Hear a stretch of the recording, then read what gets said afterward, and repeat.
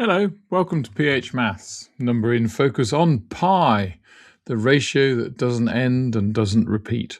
Pi is roughly 3.14159 and its digits go on forever without any pattern. It's the ratio of every circle's circumference to its diameter for every circle that's ever existed. And by the end of this video, you'll know where pi hides on the higher paper and why it never disappears. Quick identity check. Pi is positive. Pi is irrational. It can't be written as a fraction of two integers, and pi is transcendental, which is a stronger statement than irrational. It means pi isn't the root of any polynomial with whole number coefficients. As a decimal, pi is approximately 3.14159, and then it keeps going forever with no repeating pattern. Common multiples of pi: pi, 2 pi, 3 pi, 4 pi, 5 pi. 2 pi is the angle of a full circle in radians. Pi is a half circle, 180 degrees. Pi over 2 is 90 degrees. Pi over 3 is 60 degrees. Pi over 4 is 45 degrees. Multiples of pi keep their symbolic form because pi is irrational.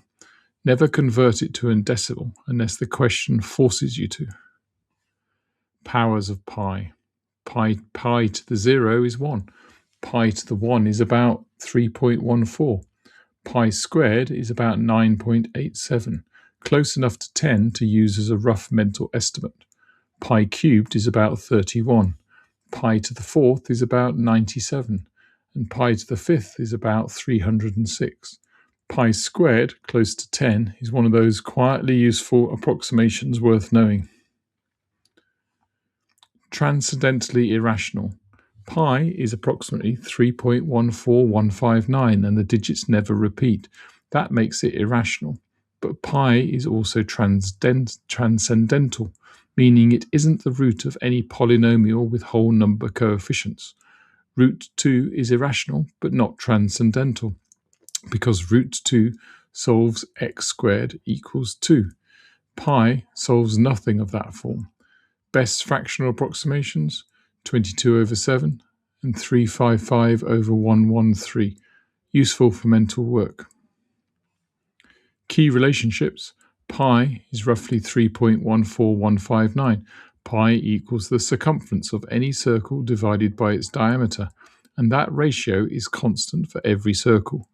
Pi over 2 equals 90 degrees in radians. Pi equals 180. 2 pi equals 360. Pi squared is about 9.87, and 22 over 7 is about 3.143. Close to pi, but not quite. Where pi actually shows up in your exam: a circumference equals pi d, which equals 2 pi r. Area of a circle equals pi r squared. Sector area is theta over 3, 60 times pi r squared.